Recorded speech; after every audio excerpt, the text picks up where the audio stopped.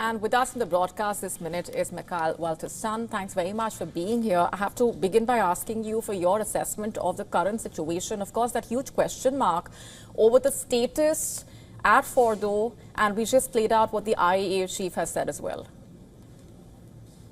Well, sometimes it's hard to rely on the different partners in this kind of fighting, because everybody is saying that they are achieving a lot about the success towards the other side, and that they have few losses themselves. But the Iranians have said that they have transported the 400 kilos of highly enriched uranium and a number of centrifuges from the Fordo before the attack.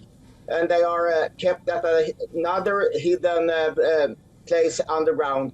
That's not an official place. Fordo wasn't known until maybe 15 years ago. And we don't know what's left in Fordo and how big the damage is. My personal assessment is that they probably will take maybe a year to get the Fordo facility working again, but I don't know if the Iranians want to do it, because they can be attacked over and over again. Right, but even the fact that the material was transported is something that the IAEA has made clear should have been informed very categorically. So details of that communication and to what extent the IAEA was kept in the loop also is something that we will have to keep a close eye on. But let's also talk about the bigger picture here. You know, we have just heard in the Iranian side calling US President Donald Trump a gambler for the kind of action that he's taken. Trump has called Iran a bully in West Asia. At this point, where things stand, it could go either way, but do you see things heading in a further escalatory direction? Because Iran does look determined to retaliate after the US strikes. Yes, especially they have talked very tough in Iran, but I don't. They haven't done much yet, and I believe that that's because one, they can't use all their assets, because even if they still have a lot of missiles, it's very hard to get them out of their shelters and fire at either the US or the Israelis, because the Israelis had air superiority, and they often see the tells that the missiles are on when they are leaving the shelters. And even if they can't destroy them before they fire a missile, they can destroy them after they've fired, when they are returning to their bases. And that means that Iran has a limited amount of launch vehicles, not the missiles. And I also believe that they are still considering what they shall do if they will attack US bases, because they know that then the US will retaliate. Or if they are going to close the Hormuz Straits. The Iranian parliament has unanimously decided that they shall close the Hormuz Straits, but they aren't the main deciding body. It's the Iranian Security Council together with Ayatollah Khamenei that has the final word.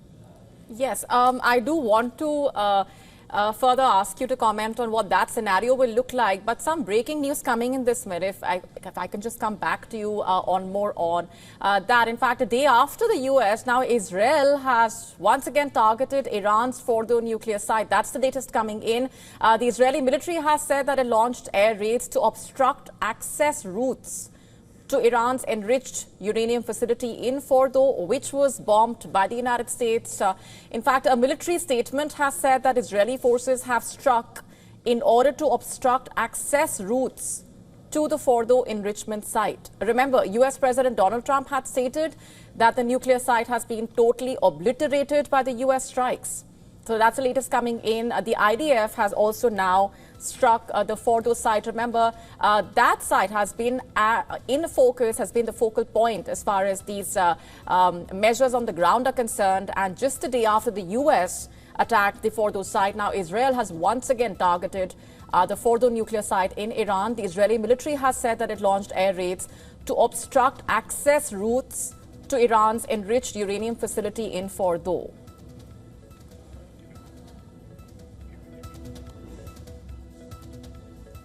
All right, let's just go back across to Mikail Walters, who's been dissecting all of this for us.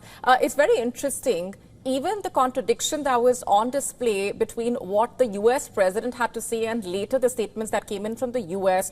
in the terminology used for the impact on Fordo. While the president had said that it was obliterated, that was not the case in the statements that were put out later. So at this point, again, you know, there is a question mark over to what extent there was that impact at Fordo. But now with the latest move coming in on part of Israel, once again targeting Fordo and trying to block those access routes, what do you make of that? Well, the Israelis want to keep the Iranians from trying to reach the site and start to repairing it. And they could probably continue doing it for a long time, because if they destroy the roads there, it's very hard you can of course get there with personnel, but you have to get there with machinery to get inside. But I'm a bit surprised, because I don't know if the Iranians have any personnel left at all. I have been in secure locations in Sweden, and we had zigzagging roads down to it. The buildings were standing far below ground on dampeners that would take much of the shock waves. And I would have presumed that the Iranians kept some kind of personnel left in Fordo who could tell them about the situation there. So, of course, they want to tell the entire world that, because they say that there has been minimal damages. And we don't know if we can trust that. But I believe that the majority of the facility is still standing. All right. We're leaving it there for the moment, Mikail. Thanks very much for being here. Okay. Thank you.